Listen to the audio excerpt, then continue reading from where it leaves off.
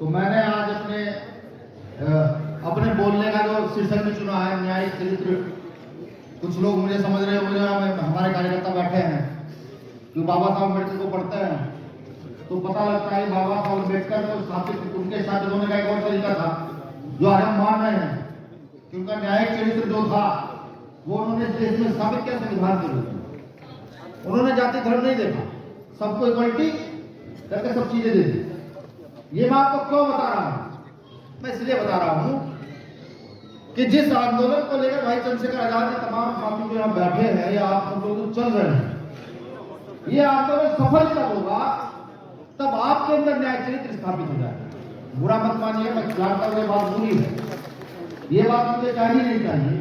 और क्योंकि आजाद समाज पार्टी का मन शायद राष्ट्रीय रिलीजन है, उस मन पर नहीं कहनी चाहिए। मुझे महसूस कर पता है, मैं शर्मिंदा भी हूं कि हो सकता है बाबू कहने कुछ वोट कटता है, हो सकता है, लेकिन फिर भी आजाद समाज पार्टी के कार्यकर्ताओं में अगर न्यायिक चरित्र नहीं है तो मुझे महसूस होता है कि ऐसे पार्टी के साथ होने का कोई कारण इस देश के अंदर नहीं होना, बिल्कुल नहीं। क्योंकि इतिहास ये कहता है कि अगर बहुजन आंदोलन चलाने वाले लोगों में, उनके सामाजिक संगठनों में, उनके राजनीतिक दलों में, जो आज भारत के अंदर असंख्य रूप में असंख्य हर जिले में 10 मुस्लिम मिल जाएंगे, हर जिले में दूसरे जिले में एक नई पार्टी मिल जाएगी, उनके स्थापित नहीं होने का कोई कारण मुझे महसूस होता है तो वो सिर्फ उनका न्यायिक चरित्र है। मैं भीम आर्मी के लोगों से भी कहना चाहता हूं कि आज जिनको हम पढ़ते हैं, ये देखिए कितने महापुरुष लगे हुए जिनको हम पढ़ते हैं, इन्होंने इतिहास बनाया,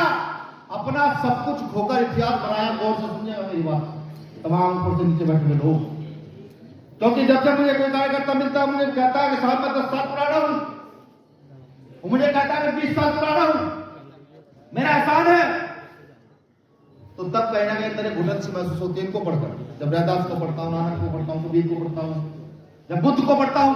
जब पेरियार को पढ़ता हूं, तो घुटन महसूस होती है कि वो कार्यकर्ता जिसके महापुरुषों ने संघर्ष निछावर किया हो, वो 2 साल 4 साल 5 साल 10 साल काम करने के बाद ये कहता हूं कि नहीं मैं ही हूं, मैं ही हूं। मैं तो कहता हूं मतलब बैठे हुए लोगों से भी, तमाम साथियों से, खासतौर से अपनी कमेटी से, जिसको हम राष्ट्रीय कमेटी कहते हैं, मैंने फिर काम मुझे नहीं करना चाहिए, सब बुरी लग जाएगी, उस राष्ट्रीय कमेटी से कहना चाहता हूं भीम आर्मी की, जिसके नाम है 10 लाख बुलाए जाए, शरीर को आवार है, कोई 2 बजे आ रहा है, कोई 1 बजे आ रहा है, कोई 12 बजे आ रहा है। इसलिए कह रहा हूं कि अगर तुमने कार्यक्रम ऑर्गेनाइज किया है, तुम इस कार्यक्रम को ऑर्गेनाइजर हो, जिसकी राष्ट्रीय कमेटी लेकर आती है, उसका कार्यकर्ता कितने लेकर सोचने का विषय। मैं ये भी जानता हूं इस कार्यक्रम के बाद मुझे कहा जाएगा, बहुत सारे भीम आर्मी के पदाधिकारी कहेंगे कि सर हमें बोलने का मौका नहीं दिया, हमारा नाम नहीं आया। मुझे नहीं लगता किसका नाम आया हो, सबके नाम लिए गए, सबके नाम लिए गए हैं और सबको कहा गया है किसी भी व्यवस्था को स्थापित करने के लिए, किसी भी आंदोलन को चलाने के लिए न्याय की आवश्यकता होती है। और जो मेरे पास भीम आर्मी की जमीन की जानकारी है या कुछ पार्टी के कार्यकर्ताओं की जमीन की जानकारी है, वो न्याय उचित नहीं है, बिल्कुल न्याय उचित नहीं है। अगर चाहते ही आंदोलन चले तो सबसे पहले अपने अंदर न्याय की व्यवस्था को डालना शुरू कीजिए। बाबा साहब अम्बेडकर की जय कहने से और साथ काशीराम साहब की जयंती मनाने से वो आपके अंदर पैदा नहीं है। ये दर्द है मेरे अंदर का जो बाहर आ रहा है, वरना सोचा मैंने भी था कि आज बाबा साहब के संविधान में बोलूंगा, सोचा मैंने भी था कि राजनीति की बहुत अच्छी बातें करूंगा, सोचा मैंने भी था कि जब जाऊंगा आप लोगों की तालियां सुनकर उत्साह फील करूंगा, लेकिन नहीं। मुझे ये लगता है जिस कारवा को हम लेकर चल पड़े हैं, तेजी से आगे बढ़ रहे हैं, अगर इस कारवा में आने वाले लोग इस कारवा को सही से समझकर आगे ना बढ़ा पाए तो वही यार हमारा होगा, वही होगा जो बाबा साहब अम्बेडकर के जाने के बाद 1956 के बाद यहां अन्य राजनीतिक दलों का हुआ, साहब काशीराम साहब के जाने के बाद अन्य राजनीतिक दलों का हुआ। और मुझे लगता है कि बुद्ध को पढ़ के कि ऐसा नहीं होना चाहिए, ऐसा बिल्कुल नहीं होना चाहिए। ये व्यवस्था जो पुनः खड़ी हुई है, आज प्रकृति ने चंद्रशेखर आजाद नाम के एक व्यक्ति को आपके अंदर न्याय स्थापित करने के लिए भेजा है। आप कभी उनसे सवाल करिएगा, ये मैं नहीं कहता, नहीं, किसी दिन इत्तेफाक से उनका नंबर लग जाएगा, मिल जाए तो सवाल कीजिएगा, उसके विषय में सवाल कीजिएगा जो जिसने आज तक कभी आपका साथ न दिया, सवाल कीजिएगा उसके विषय में। और मैं लिख कर देता हूं, आपको न्याय उचित जवाब मिलेगा। मैं बताऊं चंद्रशेखर भाई आपको, जब आप यहाँ आए और आपने देखा कि मंच ये है, उससे पहले मैंने भी फोकस कर लिया, लेकिन जैसे ही आपने इस मंच में न्याय की व्यवस्था स्थापित की, उसी समय मेरे बोलने का जो रुतबा था,